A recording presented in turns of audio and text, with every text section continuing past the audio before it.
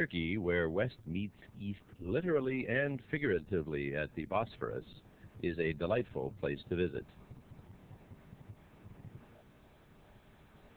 The only Islamic democratic republic in the world, Turkey offers the visitor natural beauty, friendly people, outstanding cuisine, craft people extraordinaire, a storehouse of archaeological treasures, and sightseeing galore. The Turks, for the most part, are friendly and hospitable. No nation, of course, can be held accountable for the actions of some of its taxi drivers. Cappadocia, in the central part of Turkey, is one of the most interesting places in the world.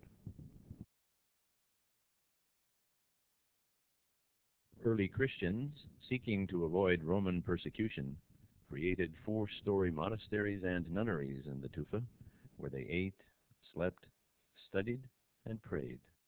In recent years, Italian artists have been working on faithful restorations. The Turks call these sites in Cappadocia open-air museums. They are not to be missed. Turkish cuisine does great honor to the country's abundance and the multicultural legacy of her people. The palate of the most discriminating carnivore or herbivore is sure to be pleased with the quality and variety of Turkish food.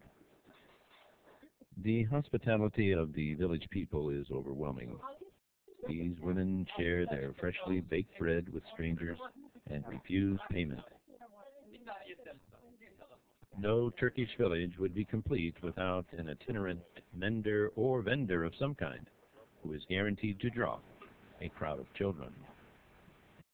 Those fortunate enough to be invited for lunch in the village have a memorable and gastronomically pleasant experience. Grandmother smiles nicely and announces lunch will be a cheese-stuffed pita made before the visitor's eyes. While the quality of Turkish rugs is known by all, Turkey's pottery and ceramic arts flourished during the same time the Ottoman Empire flourished.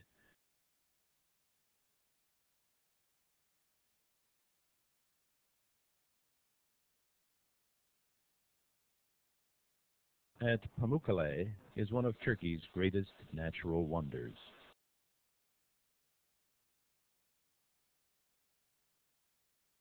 Konya is a center of Turkish weaving and the adopted home of the teacher and mystic known as Mevlana, the founder of the whirling dervish Muslim sect.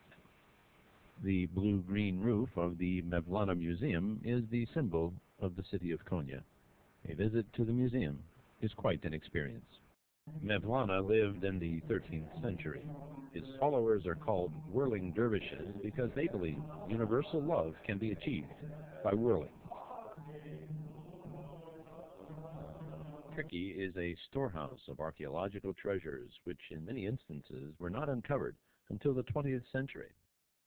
When Sardis was first excavated in the 20th century, only the tops of 2 of its 2,300-year-old columns were visible. Sardis, 56 miles east of Izmir, is the location of the largest ancient synagogue ever excavated. The floors are mosaics of ancient symbols of prosperity and universality. Ephesus, 50 miles south of Izmir, contains what some believe are the best Hellenistic ruins in the world.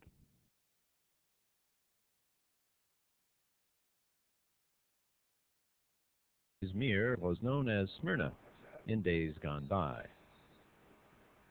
It is generally believed that Homer was born here. The Torah reading area of the Arida synagogue in Istanbul is shaped like a ship. Some say to symbolize the ships Sultan Beyazıt is said to have sent for the Spanish Jews. Mehmet the Conqueror converted Hagia Sophia into a mosque. Today it is a museum. The wealth that poured into Turkey is reflected in the public buildings of Istanbul. Topkapi Palace was built by Mehmet the Conqueror. Topkapi served as the residence of sultans and the capital of the Ottoman Empire for 400 years. Istanbul is not only a place to see beautiful mosques and museums. Istanbul is a place to enjoy natural beauty. The most famous bazaar in Turkey is the Grand Bazaar of Istanbul, which, some say, is the mother of all shopping malls. Most of the population of the city, like that of the country, is under 40, but age is respected in Turkey. After all, this is the land of Croesus, Midas, and Homer.